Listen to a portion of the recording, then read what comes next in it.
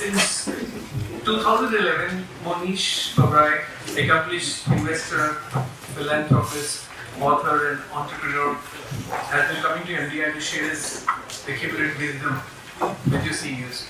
Today, he will be addressing all of you. I hope you read the reading material on Mohnish, which I sent to you earlier. As you know, one of the most dazzling accomplishments of Mohnish is the Dakshana Foundation, which has a fantastic track record. And I can send some material on that. It's absolutely astonishing. During its 8 full years of operation, IITs have accepted 888 Dakshana scholars out of a total universe of 1715. That's a hit rate of 52%.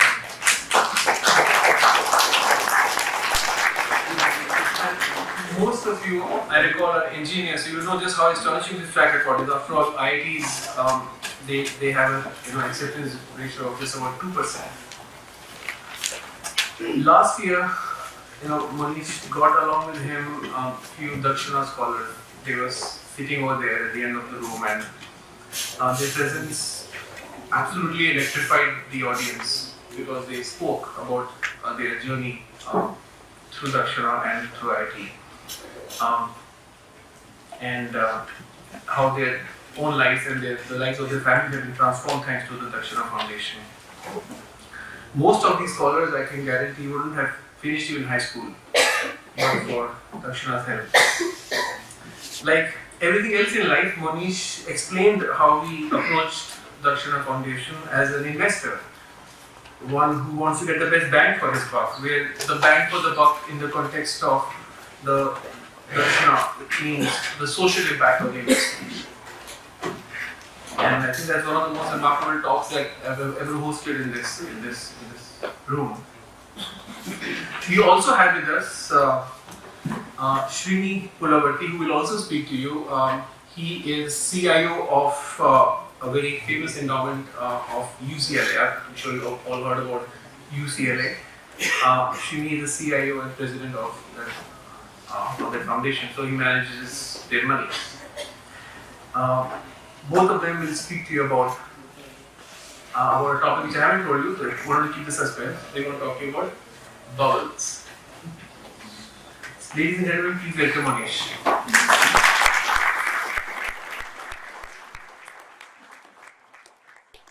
There are very few places on the planet, as far as graduate MBA programs go, which actually have focused on value investing. And it is quite a blessing for MDI and India to have such a place, and I think the credit goes to Sanjay. So round of applause for him.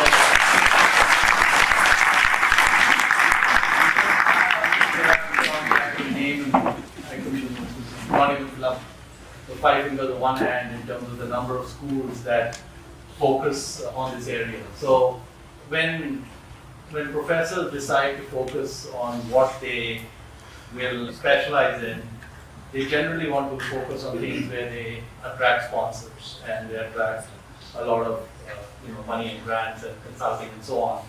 And that doesn't happen with value investing. So then there are no natural sponsors, which is why I don't have that much in academia. It's the same reason why entrepreneurship also doesn't get taught much in MBA programs. So the few places that do have it, what Sanjay's put together is quite unique. And so we hear, and I think the quality of the students is world class. I think I get some of the best questions for those students versus anywhere. So it's a great asset. It's wonderful to have that here. So what I'm going to do is I'm going to talk about bubbles and see if we can make this work. All right. So history doesn't repeat itself, but it does rhyme. So sometimes it's kind of good to go through some history. And in the 1920s, actually 1922, is when there was a big bubble that burst, which was the motors bubble. So at that time, in 1921, 22, we had hundreds and hundreds of car companies.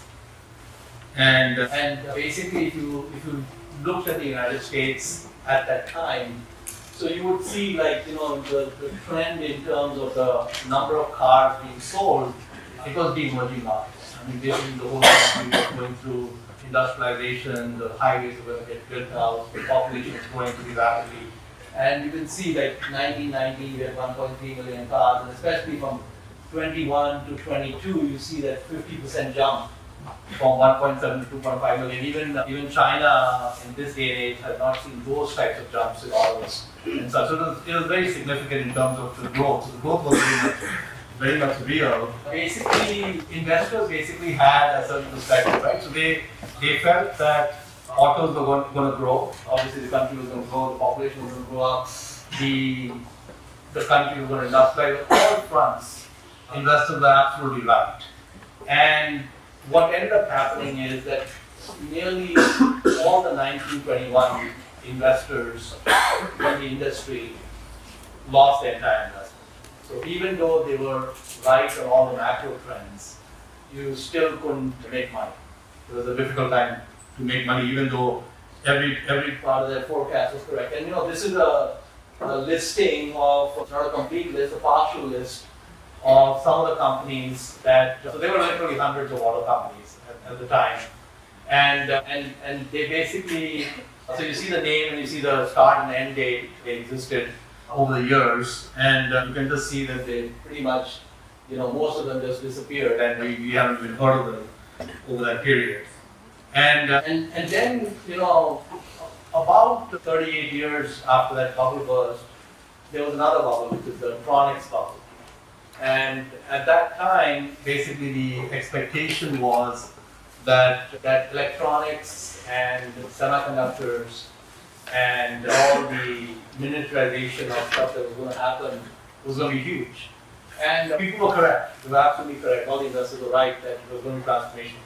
Moore's law, the transistor, all the silicon on chips, and the rapid growth in brain power on silicon. I mean, everything played out. In fact, from 59 to 2015, it still played out. And that's like a 55-year run, 56-year run. But even then, what ended up happening is the 1959 investors in these Tronics type companies lost their entire investment. And if you look at some of these names, so what people did is they floated companies which either ended with the term Tron at the end or Onyx at the end. So you had like Astron, Neutron, Vulcatron, and then Circuitronics, Supertronics, and the one with both, Powertron, Ultrasonics. How could you lose with Powertron, Ultrasonics? And of course it didn't go so well. And we ended up with complete losses. And then, about 40 years after that, we had the dot-com bubble. And since it's been about 15 years, I think many of you wouldn't have been, adults and such, probably maybe teenagers or even less than teenagers. We were 12, 13 years old or so, or 10 years old. But Srini and I are old enough to remember this, and Richard and Sanjay Richard, of course. So this is one we won't forget for a while. And so basically, when we had the dot-com bubble, the internet was going to be a game changer. It has been a game changer. Radically changed people's lives. Still continuing to do that. So that's absolutely correct. And it would reconfigure the economy. These were things that people believed the internet would do, and it has done all those things. And again, almost all of the 1999 investors in dot-coms lost their entire investment. Bad place to invest money. In fact, and you end up with some not so good results, even though you had all the macro factors behind you. And so some of these companies, Boo.com, Webvan, and so on, we had all these different companies that came on board at that time, and we had some pretty spectacular valuations.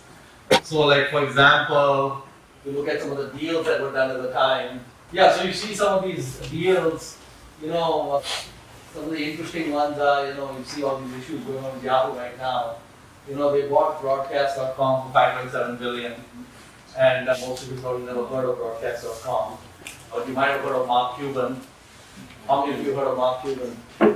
Yeah, see, some people have heard of Mark Cuban. That's pretty good. So, Mark Cuban sold broadcast.com to Yahoo. And the only smart thing he did after the sale, and he insisted on doing this after the sale, was being allowed to hedge 100% of Yahoo stock, because all these deals happened in Chinese money.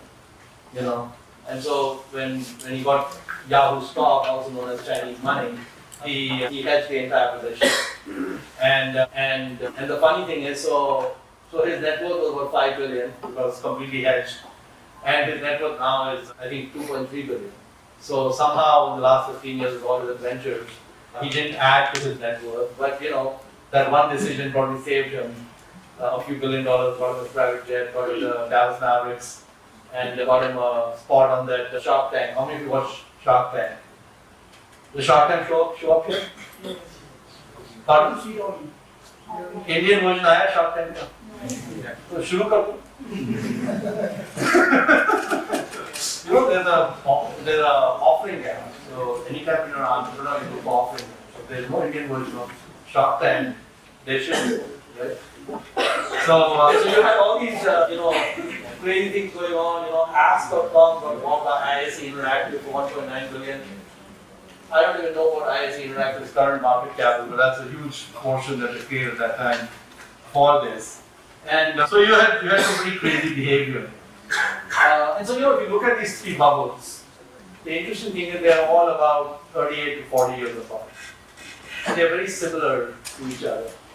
And so those two things are not coincidences. So the reason why the bubbles are that far apart is because like Sanjay and I or Srini and I, we know what happened during the dot-com era.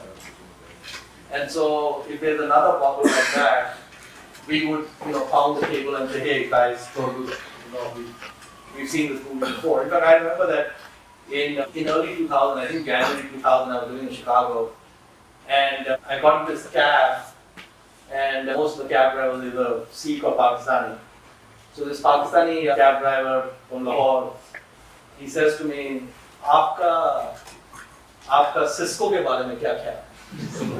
Okay, and he didn't know I'm an engineer and I would actually know something about Cisco. So I said, "Cisco में invest से हाँ, हमने लगाया Cisco में, हमने he named off all these Yahoo, all these things that." He said, no, it's all here, it's going up and everything. And that's when you knew, like 1929, the shoe shine boy in Wall Street giving you stock tips. You pretty much knew there was a cab driver from Lahore in Chicago was buying Cisco and, saying that's the one you should buy, that, you were hitting a top. And so the reason that these things take about this much time to happen is because the set of investors who saw it need to have left the scene. So if you think of human lifetimes and such, so if we looked at the dot-com bubble happening in 2000, and let's say the next bubble was coming in 2040, so a person who was 30 years old, for example, at 2000 would be about 70.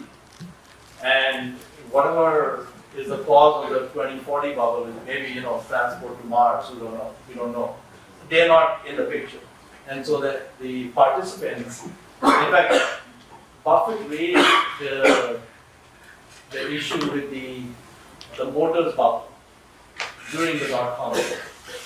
And I think Business Week ran a cover which says, "What's wrong?" No, I think it was the parents, "What's wrong, Warren?" In '99. That was their response when Warren Buffett tried to tell them about the motors bubble. But he was seeing the parallel, the world was not really this. So bubbles need that kind of 40-year period for the same type of thing. But the thing is, bubbles are very common. They actually happen all the time. And almost all the time, more than one bubble is building up. It will actually surprise you how common the bubbles are. Then we have a different sort of bubble which took place just about 40 years ago. In the late 60s, early 70s, there was this concept. You have the concept of Nifty-Fifty in India, which is not the same Nifty-Fifty. This is your grandmother's Nifty-Fifty. So in the late 60s, early 70s, the idea was that you could buy these very high quality blue chip names and the price didn't matter. So basically the idea was you buy these companies and you hold them because they were so good and they were so entrenched in their positions that the price didn't matter. So you have things like, so if you think about 1971, and you think of a company like McDonald's, and you look at it 45 years after, that's absolutely true. McDonald's has dramatically increased the size of its moat, the size of its sales, products, all these offerings over that period. When McDonald's was trading at close to 90 times earnings, you had Disney at 80 times earnings, you had Coke at massive, these P's were just huge, 70, 80, 90, 100 times earnings. The idea was, and since everyone was being given this advice, so you basically had a bipolar market. You had the Nifty-Fifty trading at very high valuations, and then everything else trading at, who cares. And then we had a crash in slow motion, but it was a very severe crash. So in 1973 and 74, we had a very significant crash in US stocks, but it wasn't like 1929 where you had one day, or 1987 where you had one day, or you didn't have a single day when you had a kind of, over a 2-year period, something like 40-50% of market value was gone. And so when you looked at the price drop from the peak of 72 to the bottom of 74, and of course what happened in the US in 73 and 74 was that it was all gloom and doom. So for the first time we had the impeachment and the resignation of a US president. For the first time you had the oil embargo. For the first time in the US, Americans had to queue up, miles long lines near gas stations, and they couldn't get gas. Kind of what you just saw in Nepal recently. And you had a president who wanted all of this to impose price controls. So you had this whole bunch of kind of ugly stuff, the Arab oil embargo, price control, all these things coming together, and basically, so what happened is that when the market started to crater in 73, the Nifty-Fifty stayed intact. But then they were taken out back one by one and shot. And by the time you ended in the end of 74, you had a bloodbath. And that took place about 38 years ago, 37, 38 years ago. And so if you look at the situation today, we have some behavior and some things going on, at least in US markets, which are similar to the Nifty-Fifty in 73, 74. It's not the same because it's never the same, right? But it's similar. So we have these companies which are very high quality companies, incredible companies, just like McDonald's and Coke and such, but they're ridiculous valuations, right? So Amazon is at 600 times earnings, and Netflix is at 240 times earnings. And the Netflix CEO, when he's asked about the stock price, he says it's a mystery to me. Cannot explain the market cap. And if SolarCity and Tesla made money, they would be at some ridiculous valuation. I think Facebook has 95 times earnings. Who knows what Uber's market cap will be when it goes public. And you have some of that going on in India as well, where you have the Flipkarts and the cousins of some of these companies, if you will.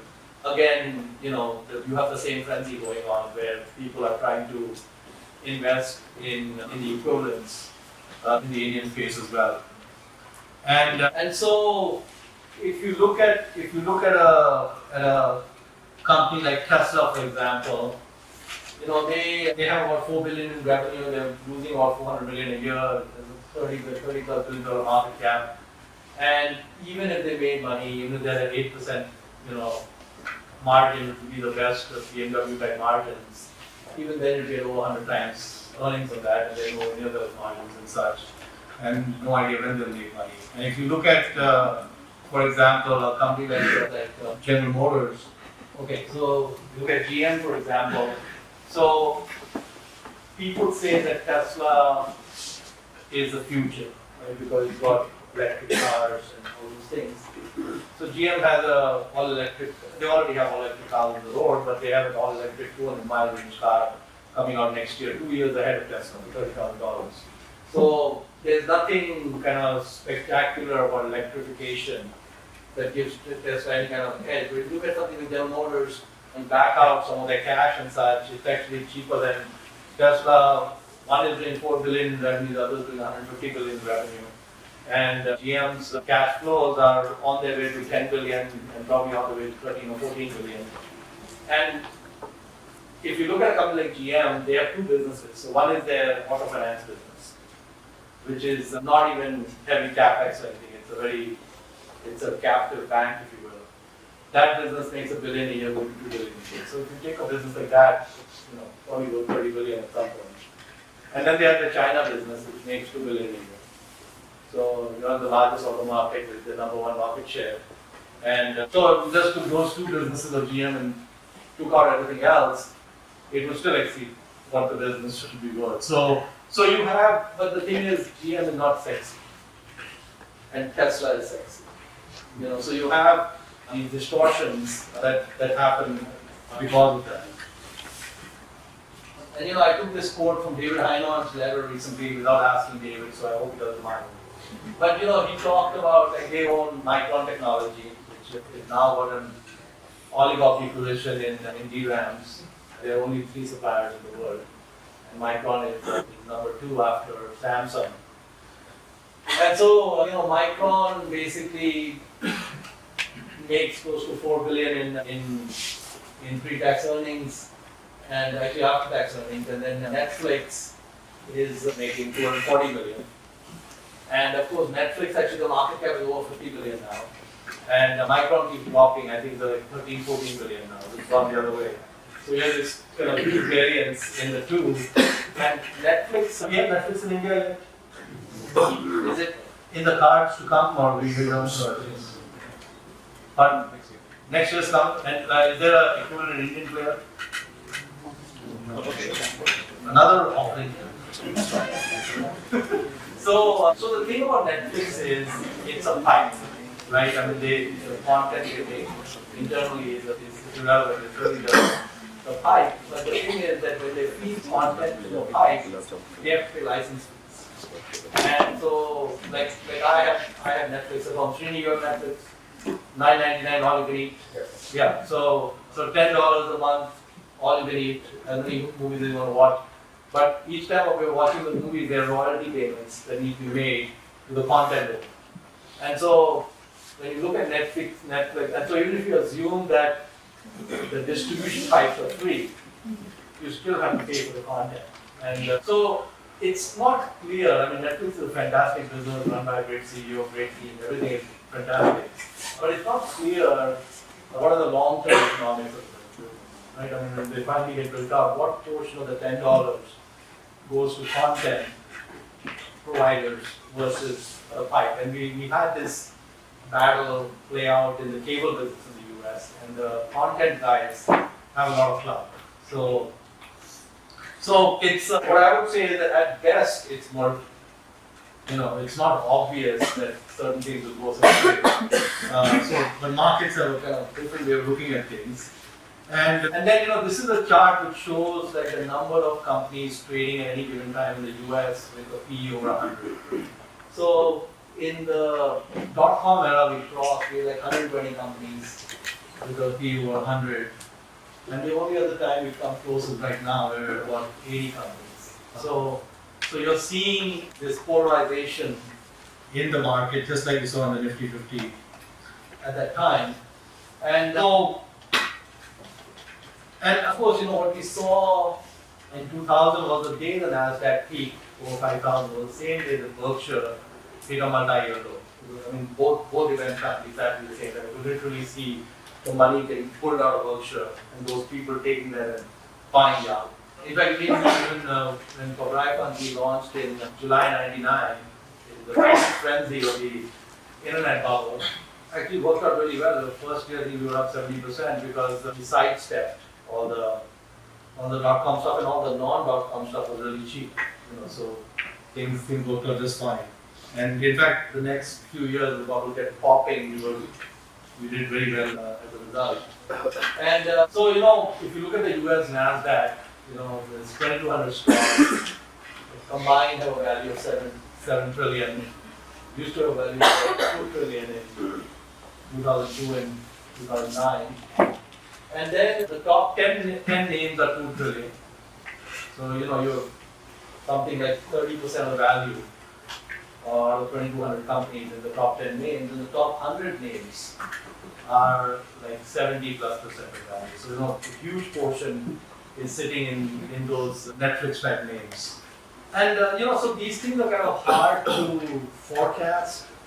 It's hard to see kind of what events play out which causes any of this to change, whether it flatline, whether it drop a lot. These are kind of things that are hard to forecast. But the simple thing I think may make sense is to avoid the sector. Because you don't need to have exposure to all sectors, or some sectors is going crazy. You can just do other things. And while you do other things, you might look stupid in the short term. But that's what Sanjay teaches you, to look stupid in the short term. Isn't that right, Sanjay? Okay, yeah, so it's good to look stupid in the short term. And then, if we look at what we are seeing happen right now, is I think what we are seeing these companies kind of get to euphoric valuations, and then they are, in effect, basically being taken out back in short. So in 73, 74, what popped the Nifty-Fifty was macro events, which were unrelated to the Nifty-Fifty. What we're seeing now is the markets are, so at one point, how many of you familiar with GoPro? Oh, there's a lot of, is it sold in India? Popular? Not popular, hasn't taken off. Expensive. How much is it? Okay. 425, that's right. So if you're familiar with GoPro, like I have one on my bicycle, which is great for videos. It's a camera. It's a camera with a waterproof case, which to me doesn't sound, and it has some software. None of those pieces, I believe, are rocket science. But the market at one point put a 9 billion value on that camera with a waterproof case, and it has since taken that valuation down. We don't know where it's going from here. But so it may be that this bubble pops one company at a time, as some. Now, GoPro is a little bit easier to see. Netflix may be harder. So we have to see kind of how that plays out, and just kind of watch what happens there. So we've seen some of this happening already. Like you've seen Twitter, basically 48 billion of value is gone. Living Social, company was going to go public, it's laying off people, from 4,500 to 800 people. A lot of these companies are now IPOing below the last venture round, even the last couple of venture rounds. So they're going out below what and one of the things that I think happens is that when companies get venture capital, the venture capitalists are getting participating preferreds and such, so they are pretty much almost guaranteed to get their money back before the founders and such see much in terms of cash. So that's the way they. So nobody cares if you're investing in Twitter, not Twitter, but let's say investing in Uber, even at 100 billion valuation. Because if the valuation comes in eventually at 20 billion, then the investors need to be paid off first, all those venture investors. So they're not really going to lose, which is why they're willing to kind of get these things up to crazy numbers. But they're not going to make money, they're just kind of get their money back at best. And so now we have all these unicorns, which is companies over $1 billion valuation that are still private, and there's 141 of them with a combined value of 500 billion. And so the bubble is not just in the public equities. In my opinion, it's on both sides, the public and private. And we'll have to see, because again, like 73, 74, these are real companies, and they are world-class companies. Say Amazon is absolutely world-class in how they operate.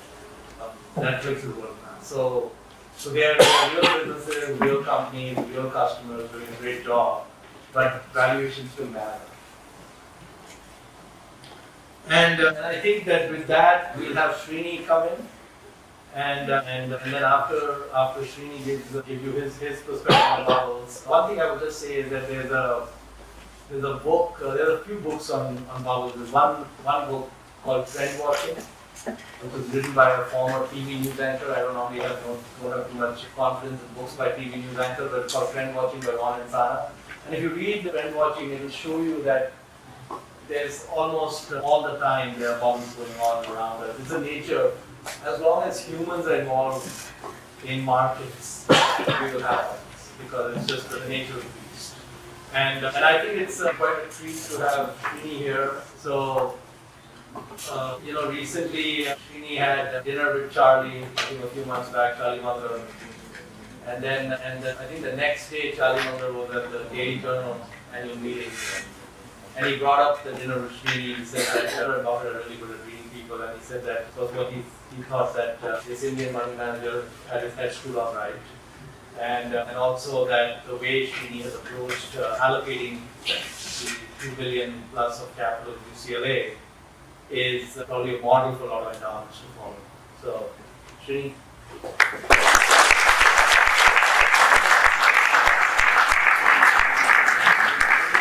Hello, good afternoon. It's a very tough act to follow people like Mohnish. But I will try to give you a perspective from an asset allocator. So very briefly, in the US, we have this phenomenon where students like you become very successful, leave and build big companies and give a lot of money back to their schools. And I hope that you'll all do that to MDI. And next time when I come, I hope there is a $100 million endowment here. It will happen, don't laugh at this. This is a very unique phenomenon, unique to US, but I think it's a very important phenomenon. Right? It's all about branding. Right? You want to brand MDI. Right? People at UCLA, at Harvard, UCLA, Princeton, Columbia, students have given money that amounts in billions of dollars. Why do kids give money? It is part of branding. Right? The universities in the US are very good at branding. Schools are very good at branding. I am a 12-year-old boy. Mohnish has 2 girls. So from the time he was 5 years old, he used to come back with the flag of his team. Right? So they inculcate a sense of pride of the institution, of their home team, the school team, the city, it doesn't matter, professional, college. So, the one thing that I wish that institutions here do a better job is branding and try to keep the kids after they leave, the school students leave, engaged. Because the engagement is what returns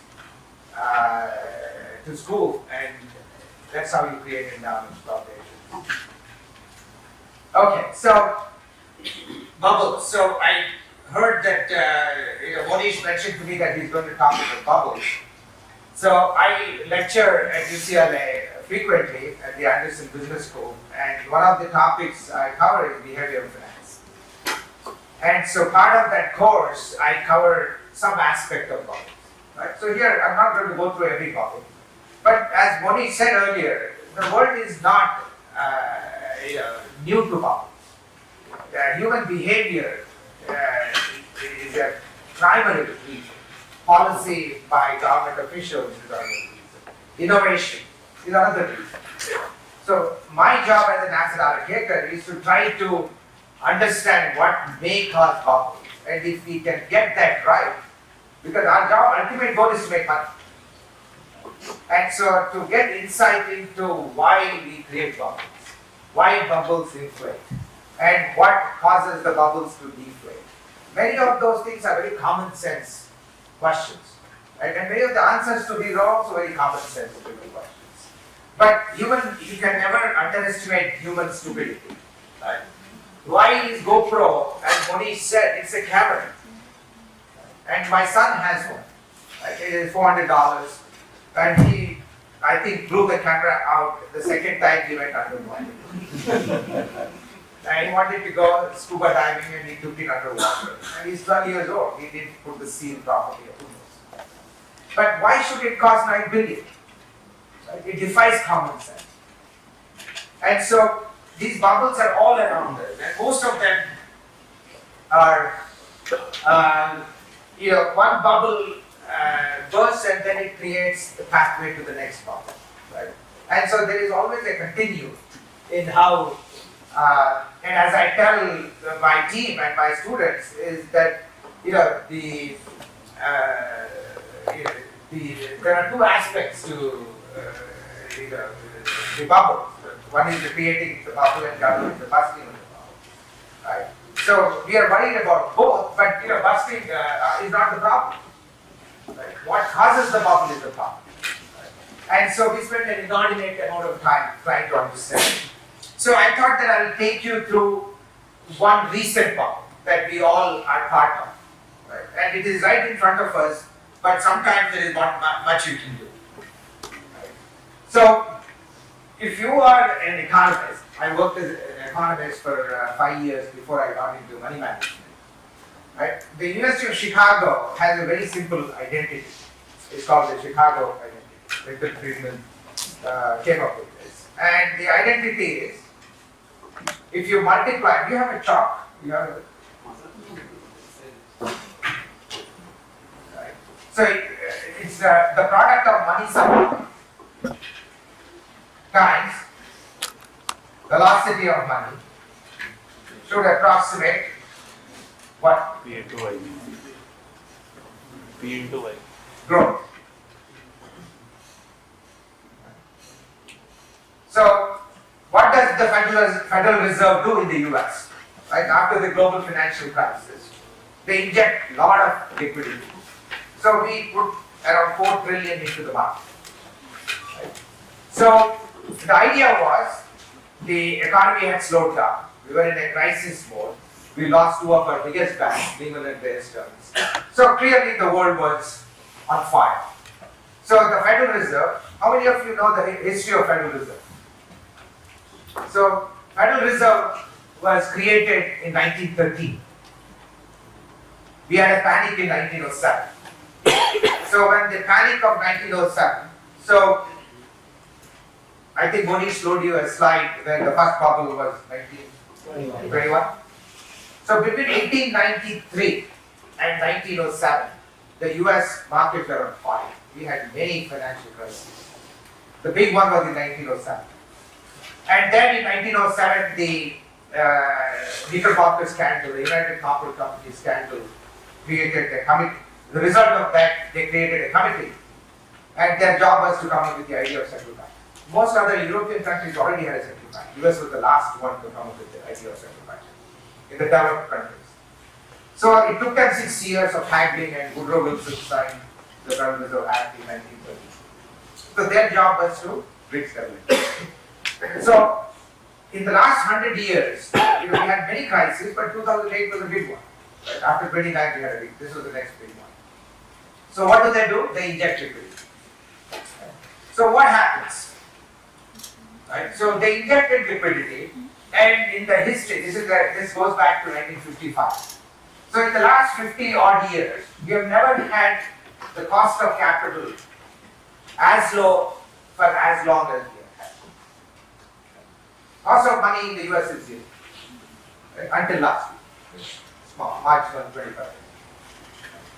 And so all that money that came into the system, and with the cost of capital being as low as it is, this is the same chart showing you how the money supply increased in the US. I don't need to explain to you this graph. But then what happened to the velocity of money? So velocity of money crashed. So this equation was no longer valid. The Fed can only control the front end of the curve. So they injected the liquidity. So if the velocity of money stayed constant, then you would have seen growth. But the velocity of money crashed. So we didn't have the growth that the Federal Reserve thought that they can influence.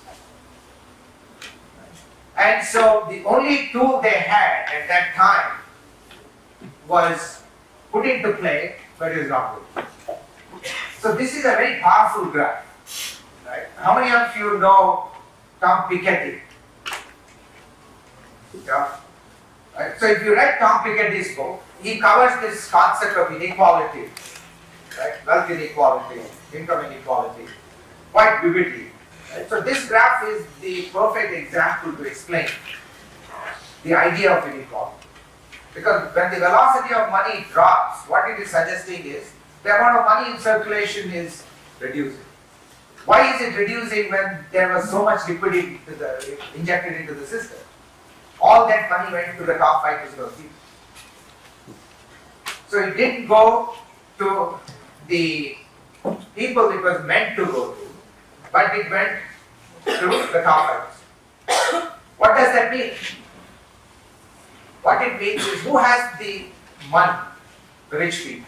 Who have the assets? The rich people. So when rich people get more money, what happens? They buy more assets. Then you create an asset bubble. And so what are the assets that you can inflate?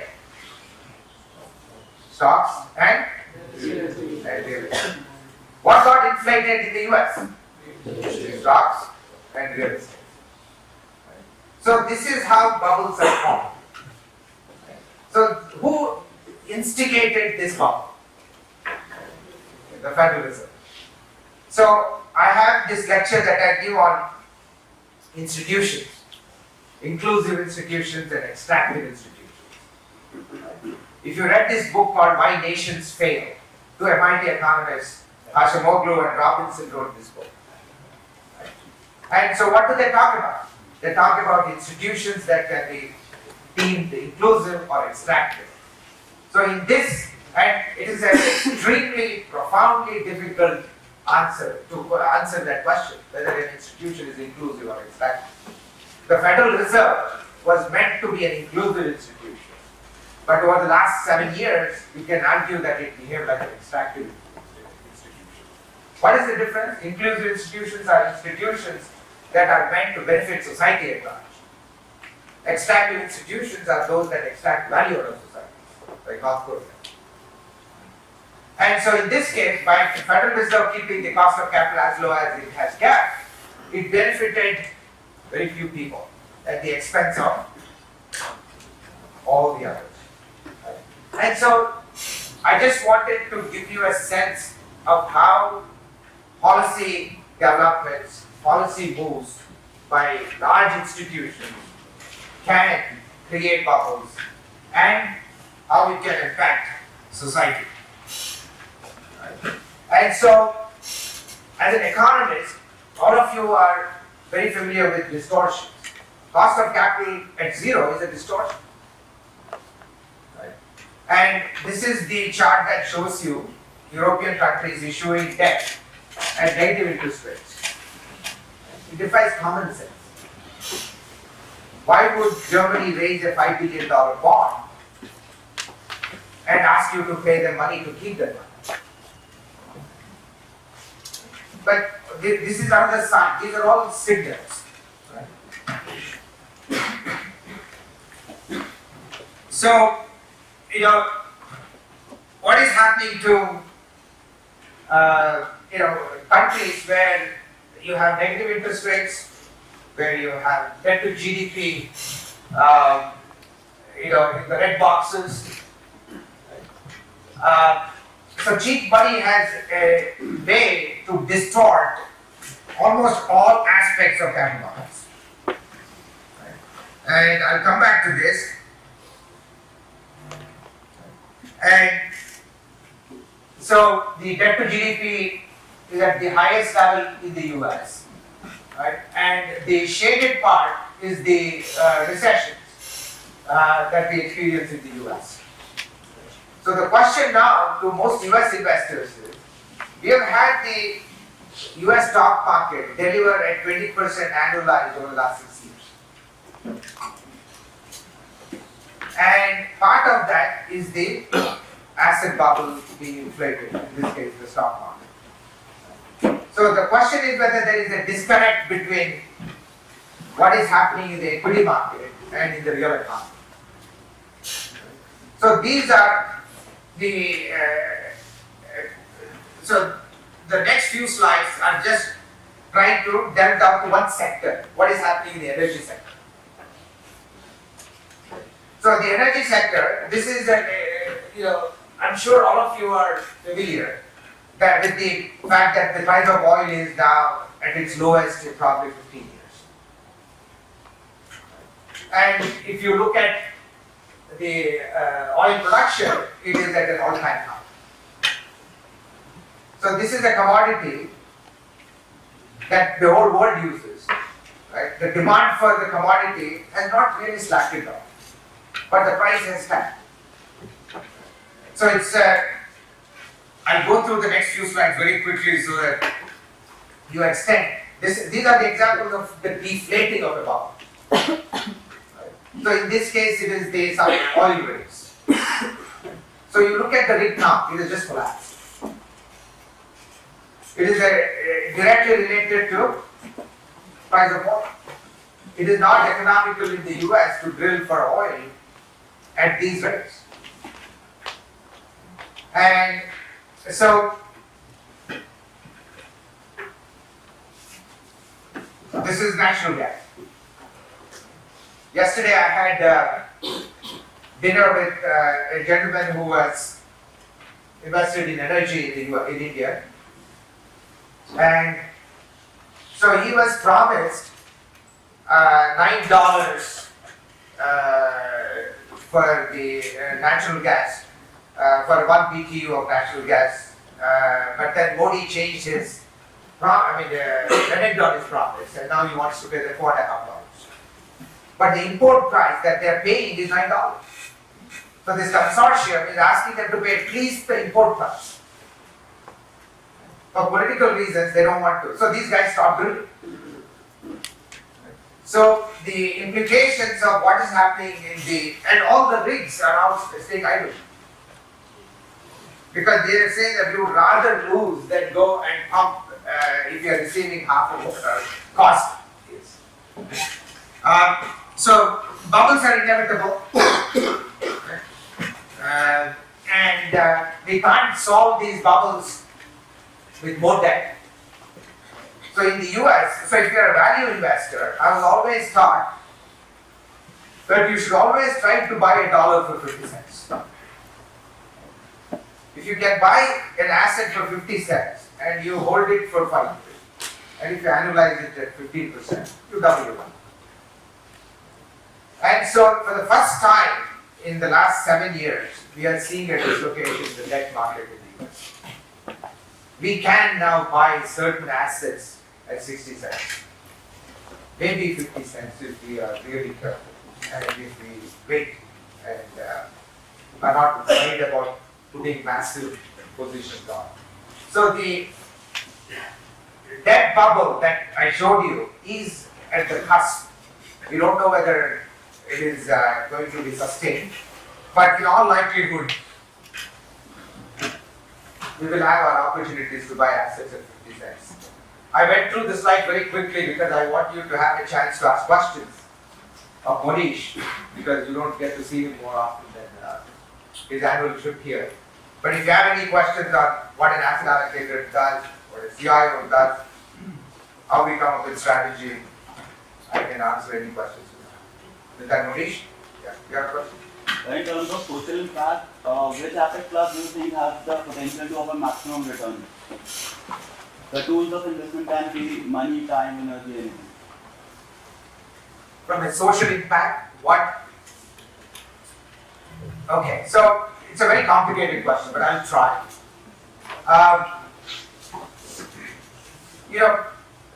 Mohnish and I know two gentlemen, Nicholas Sleep and Kai Zakaria, and they used to run several billion, maybe 3 to 4 billion, and they had a third of their allocation to one stock, and that stock was Amazon, and they had it for 15 years. And I'm a value investor. I never understood how somebody could put $1.5 billion in Amazon. Not today, going back 10 years ago. So I spent a lot of time just studying. Like Mohnish, I believe in a one-man investment management team. So I make all the decisions and I spend a lot of time just thinking. So if you came to my house 10 years ago and told me that I would give my credit card information and I would buy stuff on internet, I would laugh you out. Because I wouldn't do that at that time. But today, if you came to our house, 95% of everything we buy is on Amazon. We have Amazon Prime, everything is delivered. We rarely ever go shopping. We just don't. So I heard this morning before we came here, several of you were in the room and we were discussing Flipkart and Amazon. So it took me a long time to get around to understand why two value investors that Mohnish knows I know, who are very Buffett-like in their investment approach, and their other holdings are very Buffett-like, like Costco and names that you and I will identify. Why Amazon? So I used to go to London just to see them and spend a lot of time thinking and asking about why they hold Amazon. It is a very risky decision to put 35% of your money in one stock. Anything. Like Mohnish says that you are pregnant with that stock. And you are terribly pregnant with that stock. And so then, they changed my mind. And lesson I learned from understanding why investors invest in Amazon. Or I know Flipkart, I know Tiger, I know Chase Goldman very well, the whole Tiger family. So the value in Amazon, I'll come to your question, I'm just trying to put the context in order. So Amazon or Netflix or any of these companies, right, are companies that can change behavior and change behavior across billions of people. How do you assign value to a company's ability to change mass behavior? So what Flipkart is going through today here is they're trying to change mass behavior of a billion people. Can you change the behavior of a billion people without cost? Probably you can, but with cost you can change it probably faster. So Amazon, I don't have that slide here. I have a slide that shows you just companies like FedEx, Dell, Amazon, UPS, Microsoft, Google. What do all these companies do? They change our behavior without even realizing. I've been in the US now almost 30 years. Mohnish has been there for as long. I can tell you that when we were in the US, the way to go on vacation was sit in a car and drive for days. Nobody does it. My son would strangle me if I sat in the car for 20 minutes. People fly. Southwest Airlines just changed our behavior. Then other copycats come. JetBlue comes, right? Ryanair in Europe. I'm sure every airline in India is similar to Southwest. How many Indians now fly? It's staggering to think in 10 years they changed the way Indians behave. So the ability to change behavior is a very powerful engine, and there is value to it.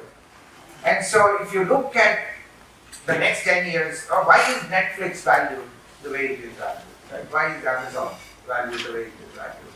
I think it is not because of their brick and mortar or their IP, or I think it is in their ability to change mass behavior. And I think that we have to, as a value investor, I would never buy Amazon. Right? So my job as an asset allocator, I don't have the luxury to do what Mohnish does. Right? Mohnish, if he manages money for many institutions. He probably will manage 5% of somebody's money. I manage 100% of his players' money. And so I have to have by definition. So in the asset liability model, there are 4 basic models, right? There are the insurance companies, Buffett, Mohnish has done those, and then you have pension funds. Yesterday I had at dinner Jayant Sinha, who is your Minister of Finance, and he was telling me that the return assumptions of the ETF here are 15%. I said, how are you going to get it? Right? They guarantee 8.75% to all retirees. It's unheard of. In the US, all pension models are broken. Our PBO, pension benefit obligations, asset benefit obligations are around 8 to 9%. We can't beat them. So there's a huge mismatch between assets and liabilities.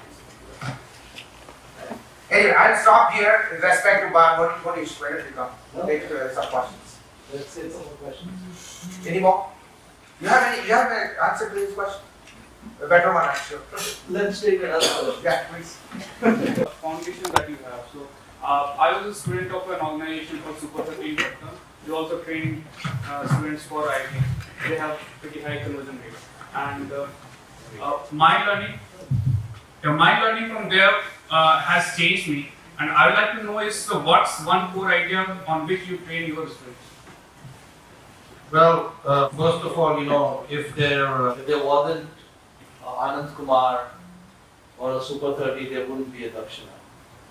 So we have cloned that model. So thank you, Anand. Good model. I always tell people when people ask me about Dakshana that when they start hearing some of the reasons and way we operate and why we do things, I think their opinion of me would fall quite dramatically. So at the risk of making that fall quite dramatically, first of all, Dakshana has a clone model. Right? We looked at what Anand, Kumar and Super 30 was doing. It sounded quite sensible to us. It's great to see a Super 30 product in the room, so that's wonderful. And I visited Anand. Actually, I emailed him in 2006. There was an article in Business Week. I was randomly reading a Business Week article, and at that time I was trying to figure out. I knew I wanted to give our money away, but I was trying to figure out a model that would make sense. So this article in Business Week talked about Super 30. The first time I ever heard about it. And it dawned on me that it was an incredibly powerful model, because if you take a population of over 1 billion and you were to, let's say, think about how many people in that population are top 1 or 2% intelligence, with very high IQs, that number would approach infinity for practical purposes, because you're starting with such a huge population. And then what portion of those infinite number of high quality brains get wasted? That number is also infinite, because almost all of it doesn't get converted. And so what Anand was doing was he was tapping into a pool of very high quality brains and harnessing the power of that, right, at a very low cost. And so anytime there's a United, I don't know whether they still call it that, but there's a United Negro College Fund in the US. I don't know if they still call it. They still call it that? They call it. Yeah. So the United Negro College Fund had a tagline. The tagline was, "A mind is a terrible thing to waste." Okay, and in India, we have millions upon millions upon millions of minds that get wasted because of just the logistics and the way, where you're born and who your parents are and all of that thing. So what Anand was doing is he was harnessing these very high IQ brains. And quite frankly, if you took an average brain and took a high IQ brain and you inject the same amount of resource on it, you're going to have a dramatically different outcome on the high IQ brain, just the way it is. So if you have a limited amount of resources, you have to make choices. And so the choice should be to put it where the return to society is the highest. So for many reasons, when I read the article, Super 30 made a lot of sense, and he was converting high potential brains into global talent at $700 a person. Right? I mean, you were in Super 30, so basically, mother was cooking for the kids. He rented a fairly low cost housing, and he taught and others taught. So the cost of the program was very efficient to be able to do that. So I contacted Anand, got an email address, contacted him, and said I wanted to kind of help him scale and so on. And he responded saying thanks, but no thanks. So he was my only lifeline into doing something that made sense to me. Nothing else made sense to me. So I said, okay, I'm coming to Patna. So will you meet me? He said, oh yeah, you come. What year did you finish Super 30? 2006-7 batch. Okay, so were you there when I visited? No, because I met the 2007 batch. So did you take your JE in 2007? Yes. So I was there. I met you guys. China Boo there. I was there just before you guys took the exam, March 2007. And probably I was picture with you. but anyway, I met Anand, and again talked to him in person. Again, he said he's not interested in taking outside money or taking donations. He just wanted to do his own thing the way he was doing. So I said, okay, then do you mind us stealing your model and scaling it? And he said, not only do not mind, I will help you in any way I can, which he's always done. He's always been very, in fact, he trained 7 of our Dakshana alums to become faculty who are now teaching Dakshana scholars. So it's come full circle where we had kids who were in our program, went to IIT, finished IIT, went to Anand, and now they are some of our faculty, which is great. So Dakshana, the idea is very simple. One is we clone the model, which I thought made sense, and it still makes sense, probably makes sense for a long time. The second is that I wanted to find a way which was efficient and high return to society in terms of recycling wealth back to society. So, you know, my dad used to say, we're not going to take anything with us. And the second thing is that the large inheritances are a disservice to your kids. So, you know, like Buffett says that, you know, if you are Jesse Owens' son, who was a sprinter, it's not going to help his Jesse Owens' son to put him on the 50-meter line in a 100-meter race when everyone else has 0 line.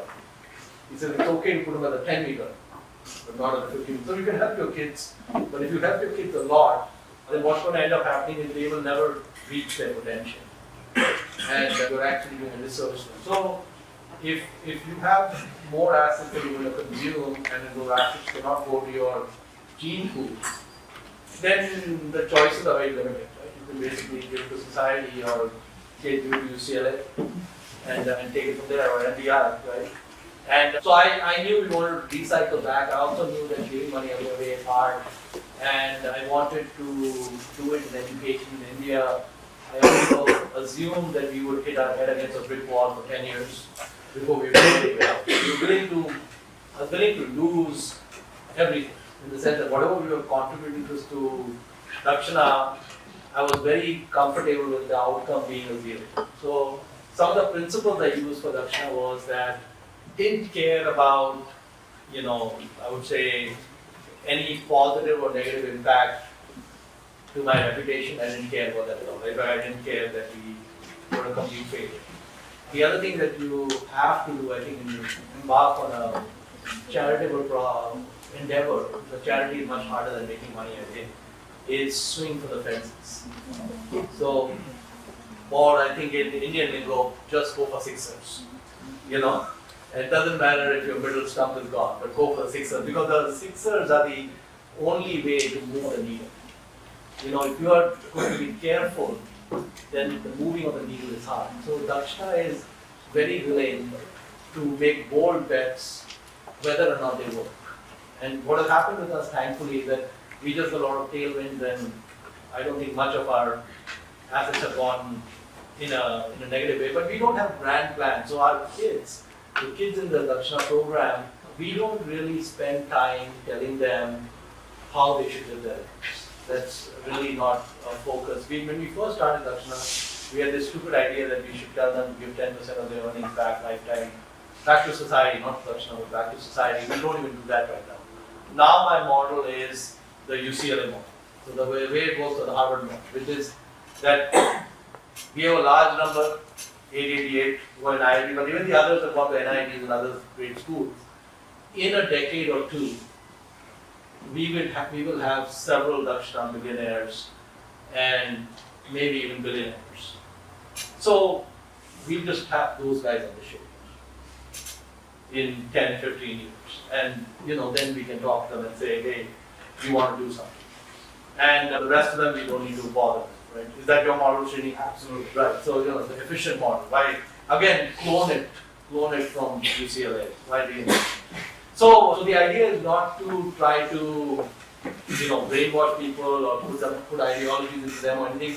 What I have noticed is that the Dakshana scholars we have are deeply interested in giving back. Not because we tell them to give back, or even if we've ever had any conversation, but they when they're in college, they give back heavily with time. They are helping other Dakshana students. I mean, now what happens is some Dakshana scholars get admitted to IIT Kharagpur. 20 alums from Kharagpur come to receive him at the train station, which never happened, right? And that whole system got put in place because of all the volunteers at Dakshana. And they have a whole program of mentoring in all the different streams. They help them get their way around campus, what to focus on, how to do well if there are problems. So there's now significant support systems at all the IITs and NITs for Dakshana alum, which is tremendous. So these are things that have come about because the kids are interested in giving back. So sorry to disappoint you, but we don't try to add more. They have enough to worry about just tracking the JD, so they don't need more input from us. Other questions? Sir, so once we have identified a bubble, how do we go about predicting when exactly the bubble is going to get burst? And as a pure value investor, should I be concerned about betting against Tesla's besting, or should I be concerned more about investing in General Motors? Well, that's a good question. So the good news is that there is the too hard part. So, when one time I visited Omaha and Warren gave me a tour of his office, and I saw that on his desk there's a box which is labeled too hard, right? So I told Warren that the box is empty. I said there's nothing in the box. How can you have a? He said, oh, we'll take care of that right now. And he put a whole bunch of stuff on it in the box. So the thing is that the 99% of things that are happening in terms of assets and whatever's going on ought to go into a too hard pile.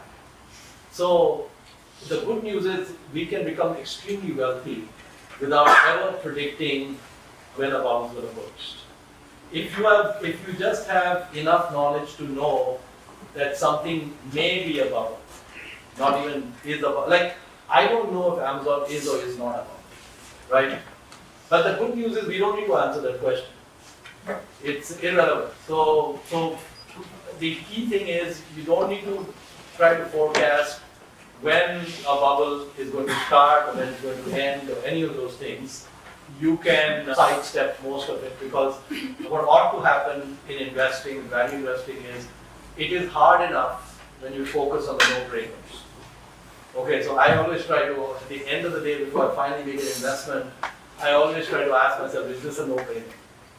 Okay, and then of course we invest, it's a no-brainer, and even then we get a hand.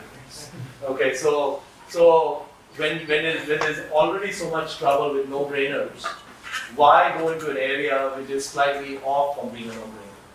So, and the other thing to answer your question a little differently is Charlie Munger talks about a friend of his, John Arrillaga.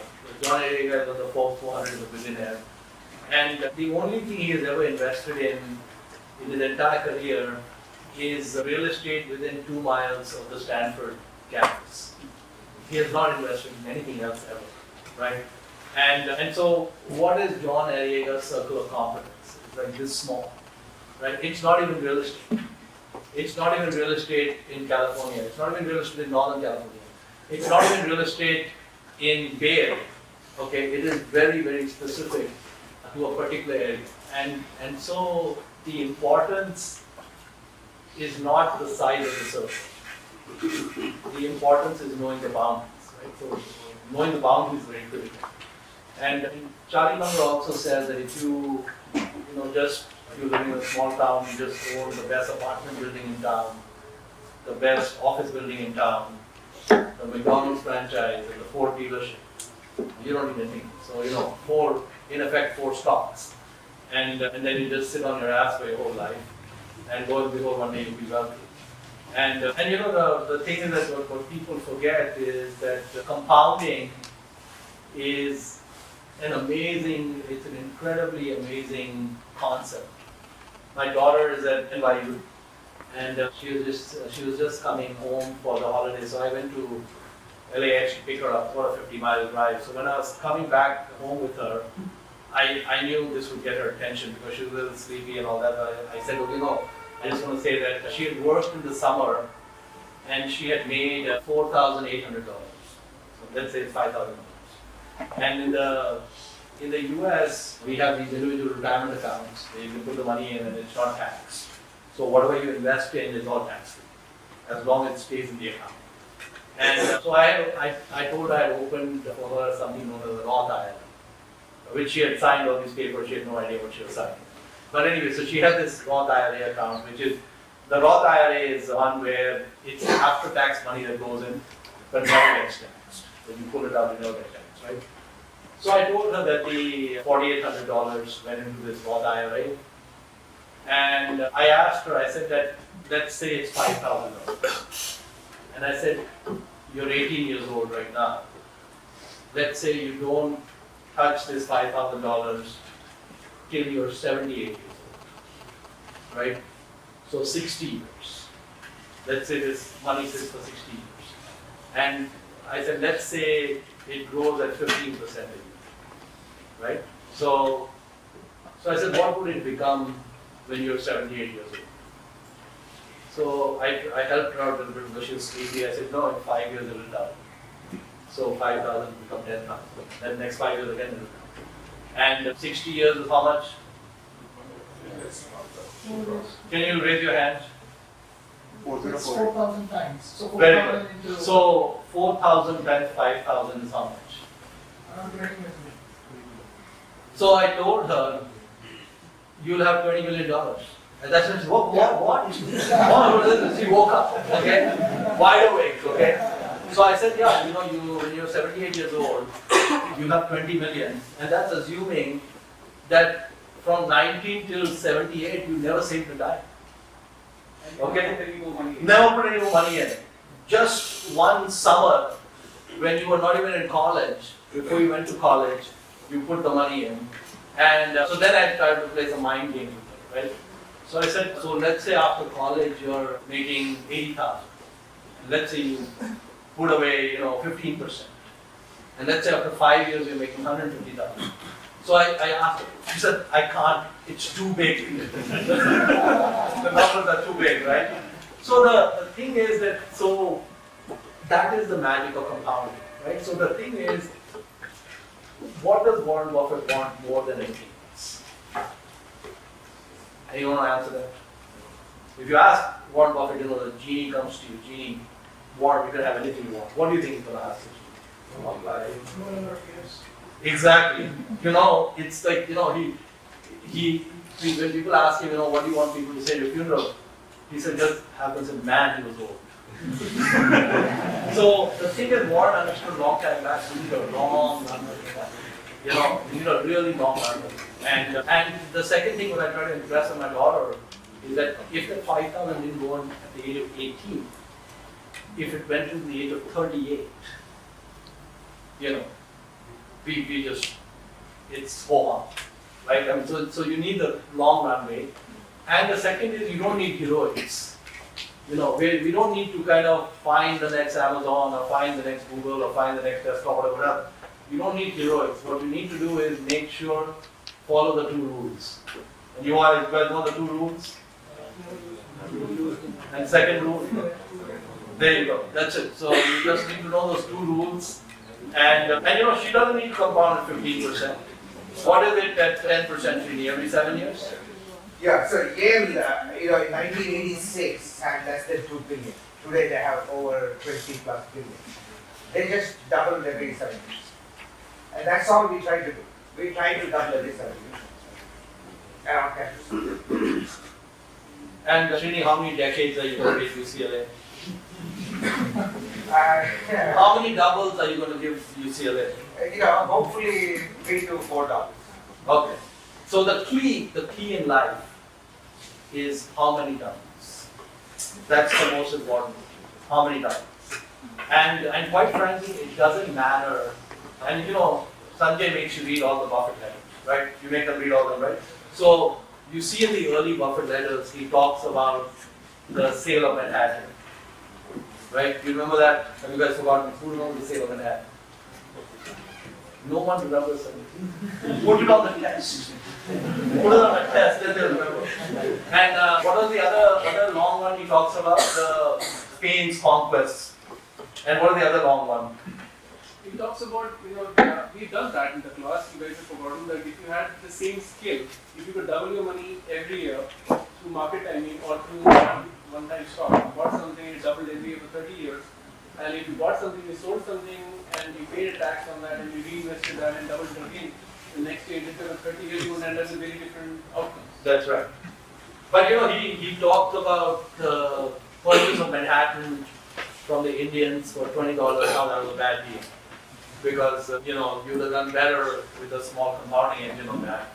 And also how Spain, what it spent on the conquest of all these major territories, actually was a bad deal when you looked at what that money would be worth today. So it's really truly what Einstein says. It's the great wonder is it's keeping in focus the long term, the very long term, and not trying to get into heroics, and remembering Arrillaga. You don't need to know a whole lot about many things. It's better to be an inch wide and a mile deep than a mile wide and an inch deep. And that's it. Other questions? And Srini, you want to come up? You had the question on Tesla. I think shorting is bad karma. Right? Shorting is very bad. You are betting somebody to fail. Right? You should own GM. Right? I mean, if GM is going to do reasonably well, why would you waste your energy in shorting something? Right? It's very hard. I know short sellers. Srini and I have a common friend, Tom Gayner. Yes. Right? And so Srini used to be a neighbor. Yeah. How far do you live from Tom Gayner? A mile. Okay, so they used to live close by. And Tom Gayner, runs the investment arm of Markel. And recently, actually, he made some comments in Grant's Interest Rate Observer. He was saying, and he was talking about the Nifty-Fifty, how actually the bubble burst now. He said, let's say you had $50 in 1972, and you put it in the S&P 500. Okay, that $50 today is about $2,800. That's how much it's grown. Okay, now he says, let's say you took $1 of each of those 50 and you put it into the Nifty-Fifty at the peak, right? So you're not at $1. And then he says, now let's say you assume that 47 out of $50 went to zero. 47 companies disappeared, which didn't happen to the Nifty-Fifty, but then 3 companies where you put $3. The value today is above 28. And of course, I have a little bit of a issue with that with Tom. I'll talk to him about it when I see him next. Is one of those 3 companies that he assumed is part of the Nifty-Fifty is Walmart, which is a little controversial whether it is or is not. If you take Walmart out, it doesn't quite get there, but if you take it in, then it definitely gets there. The second thing he said is that, we all hear about Buffett's big bet on American Express in the 60s, where he put 40% of the assets into Amex when it dropped a lot in Salary crisis. But Tom says, let's say you were the schmuck who bought Amex one day before the Salary oil crisis at the peak. So you bought, for example, at $100, and Buffett bought, let's say, at $60, for example. And both you and Warren held the position throughout, from then till today. There would be basically no difference in those 2 numbers on an annualized basis when you look at it.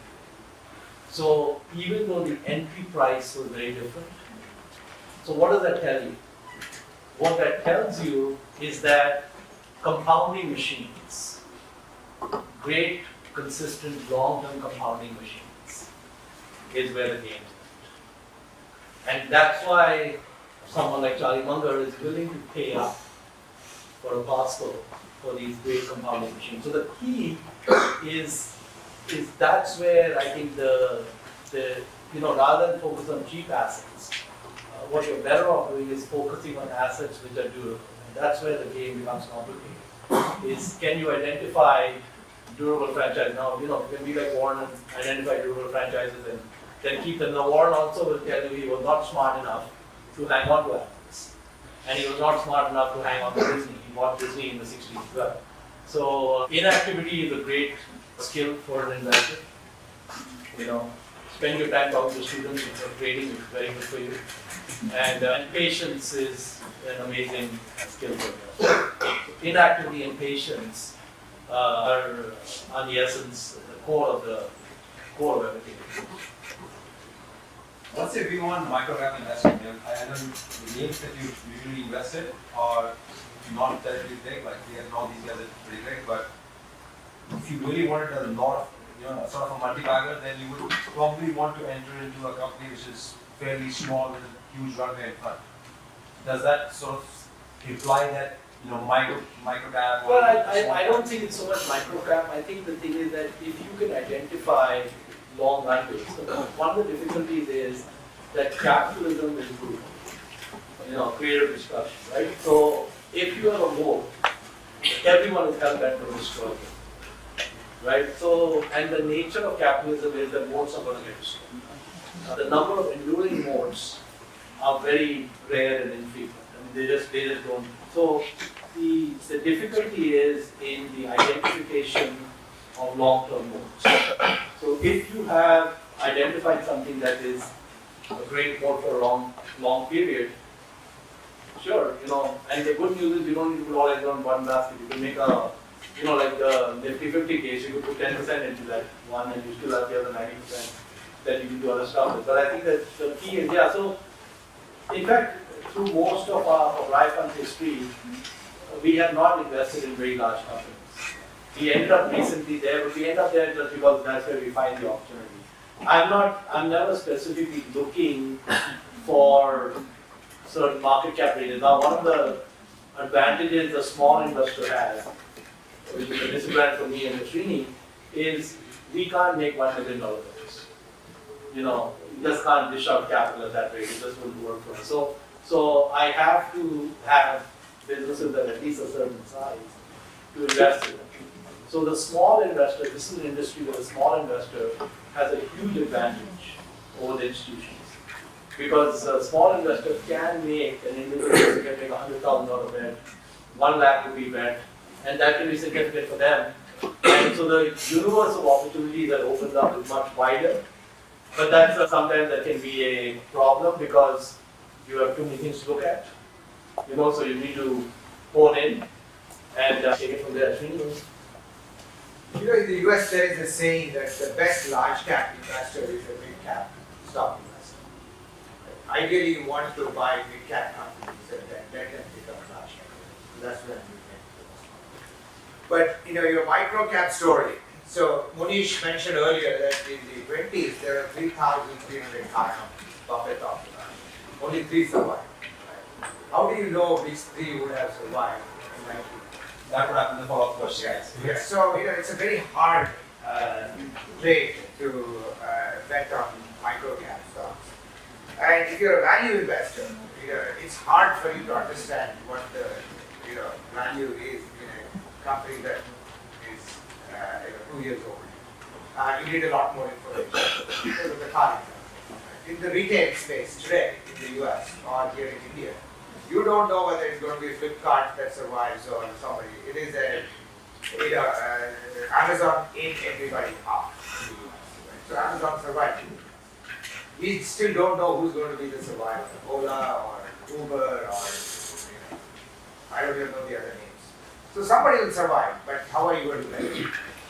So it's much harder to bet on these micro cap names than identifying very good businesses in a $10 to $50 billion and hope that it become $100 billion. Professor Bakshi you interested in our backers and make take this discussion, but a company which has a long history, but it's not big in size. You can share the name. We're looking for stock tips. Knowledge, so Relaxo is the name. I mean, it's a company which After 4 or 5 years, I might actually be smart enough to buy the stock. How's Relaxo doing? it's doing pretty well. So Okay. within our market cap, close to It's gone from 100 billion to $1 billion in about 4 years. Okay.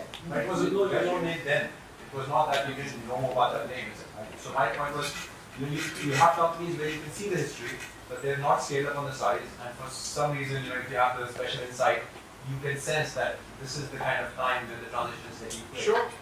Yeah. There are always stories, but for every good story, there are 100 disasters. And so, and you will never have a one stock portfolio. And so, if you had a 25 micro cap stock portfolio, then I would like to see the success and the failure. Then you can get better. It's very hard for me. It's not impossible. It's just very hard. Just one question for you. You can keep sitting. I'm not a micro guy, but recently I've heard Buffett talk about rates staying low. If rates stay low forever, then this makes sense.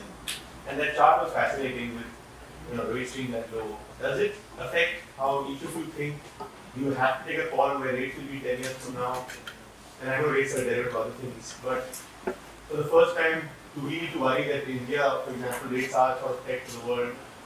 The rates can be at 4%, and for the US, can be at 1% forever. And how does one think of PEs and asset valuations in that context?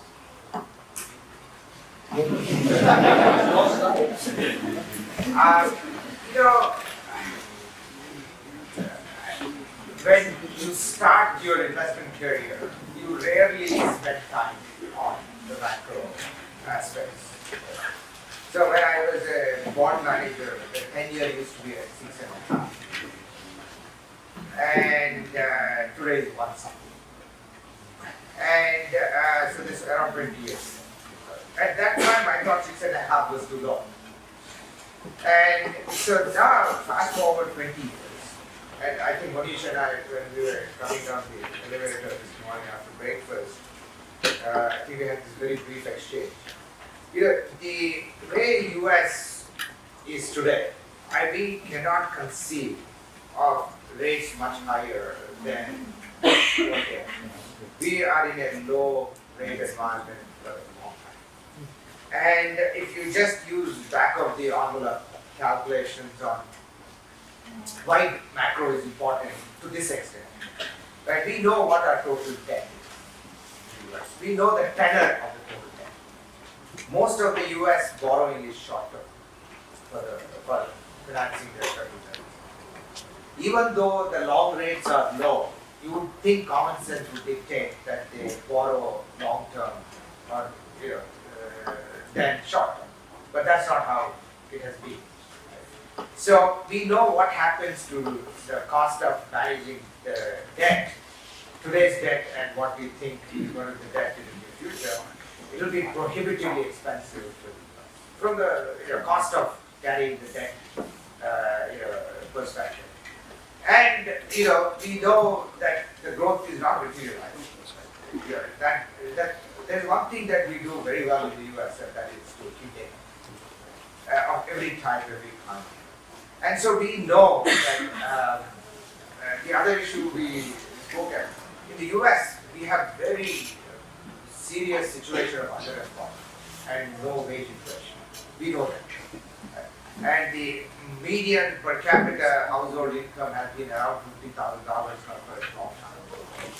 Rest of the world, China and India, are having explosive wage inflation issues, at least in the educated sector. But in the US, median household has been quite low. And with the oil price where it is today, that is a tax break to most American households. So if you put all these things together, it's hard to see rates going up. Because as I said earlier, we don't have a problem of CPI anymore. We don't have a problem. If you adjust for inflation and look at the famous McDonald's burger index, the McDonald's burger probably cost the same 30 years ago if you adjust for inflation. US has abundance of food. Food is not our problem. And the question is what happens with innovation, the types of jobs we create, underemployment. Like today we were at Oberoi, and all these young people, they are unbelievably smart. You can see the energy, the hunger, the hustle in the faces of these people. Right? And so, but you can also see they are underemployed. They could probably be doing 100 smarter, innovative things if you give them the opportunity. But you can see the same thing in the US. Like most of the young people that come to our office are a million times smarter than I am. But they all can't do, there's only one CIO role. Right? And it is a pyramid structure everywhere. And so the underemployment is a big issue. And so with the number of young people in the ecosystem growing dramatically, with the creation of middle class and all very bright people like you, our challenge is to keep you to the fullest extent employed. because that's what the society is. But there are only so many. So anyway, the long story short, we don't see interest rates going up. You want to take the stock question before I jump to The how do you value stock, the cost of capital, right? Yeah, so I think I've always taken an approach to use a 10% discount rate, and which sounds kind of stupid in this environment, but hopefully keep me out of trouble, which is probably why I can't find anything to buy. Yeah, I probably take an approach where I don't want to spend too much time on macro. I think we're better off understanding businesses better and where those businesses are headed in a wide range of outcomes, if you will. And I think that's maybe more robust. Kind of take the John Arrillaga approach, understand the competence and focus on those things. And get some diversification so that we're not all eggs in one basket. So that's the best. But I think what Warren said, which I would say sounds reasonable, is that if interest rates stay low for a long time, the chart you put up, one of the things about the chart is, for most of the history of the US, interest rates have been very low. The 6.5 election was the higher end. So there's a good chance interest rates will stay low for a long time. And what Warren says is that if interest rates stay low, then stocks would, in hindsight, turn out to be undervalued. So that's good. We might get some tailwind, but we're not banking it. We have passed your time. Yeah, they're welcome to stay back in case, but we have to let them go. They have other classes and have lunch to one more formal question. My question is you mentioned Yale having doubled the money every 10 years. Every students of Yale have been popular by saying that Every 7 years. 7 years. Sorry, 7 years. It makes a big difference. So, your research now says that the personal results are decided by asset allocation and not stock selection. What is your view on that? How do you differentiate? If at all? Yeah, that's a good question. So, there is some truth to that. So, we study this carefully because this is how we learn the impact of decision making. So, before I answer that, just to give you a sense, the S&P 500, Mohnish knows that index very well these days because he's working on it, has analyzed at over 10% for the last 75 years. Right? So I think it goes to the other question that you asked. So 90% of returns that people generate is actually beta. Right?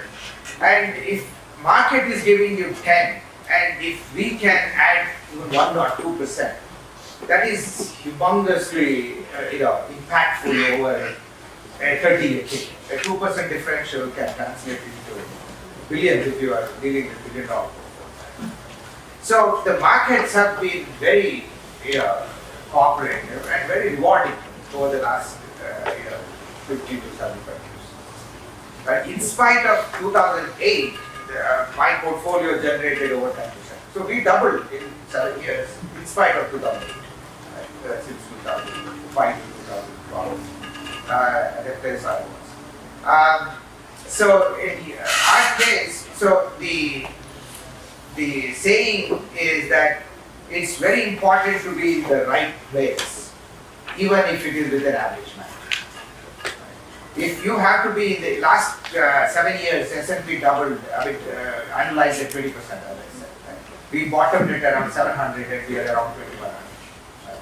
So whether you were with the top decile manager or an average manager was not the issue. But the fact that you had to be in the US was more important.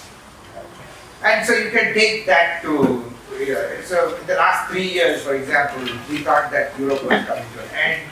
World was coming to an end because of Greece and Italy and Spain and the Eurozone and what was happening. Belgium, the Brussels, the European Economic Union, but Europe did fabulously.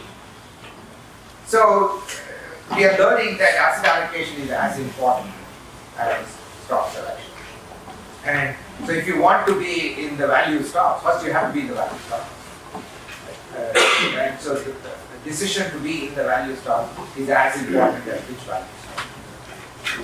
So that is what the difference between asset allocation. That's how we see it.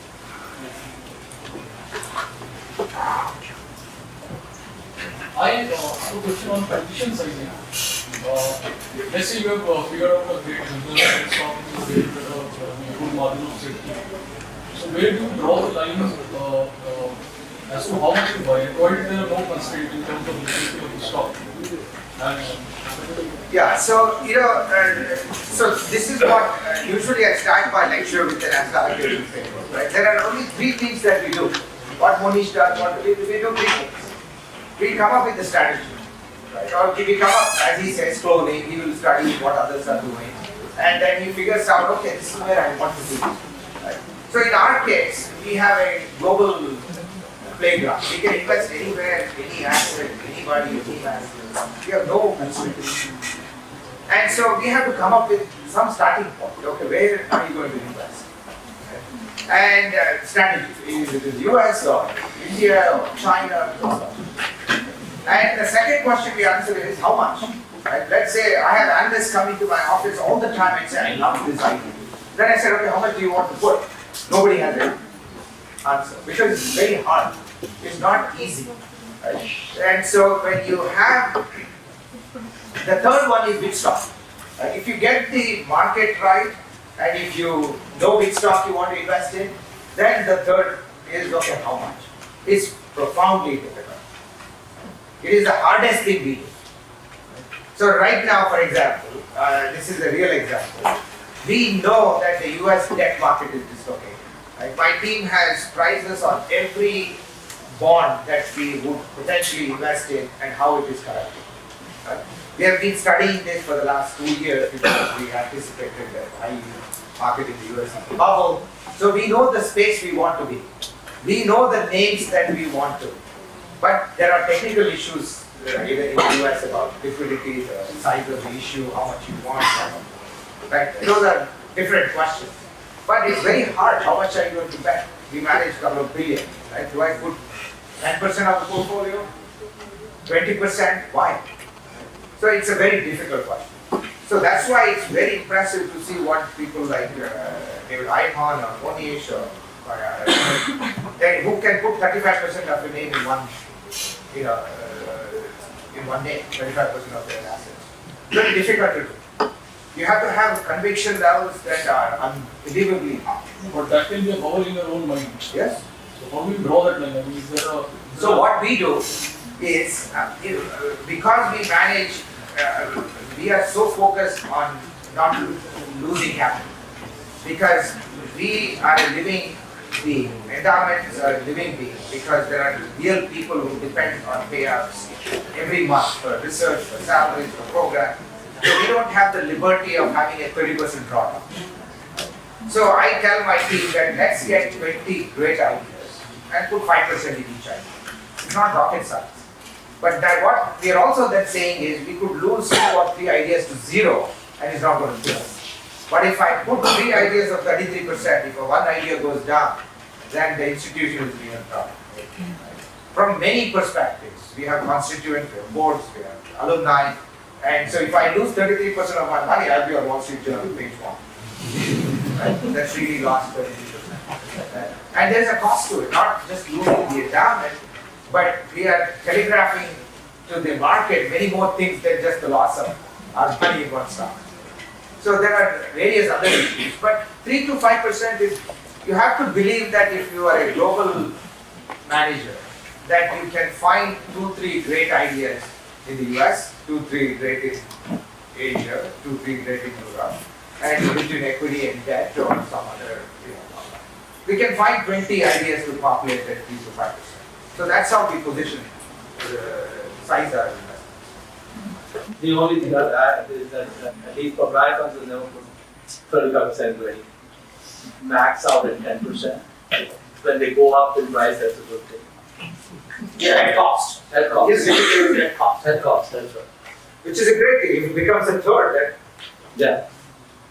So I think with that, Sanjay. Yeah, I think that's an interesting point that you made. Is that functionally equivalent to at that price? Well, I think the issue is that the valid point, or the second issue is, do you want to cut so down more of the right? So the key, I think, if you look at the example Tom Gayner talks about, or Amex and so on, the field long-term time. So these are positions that we have been held for a while and we know them well.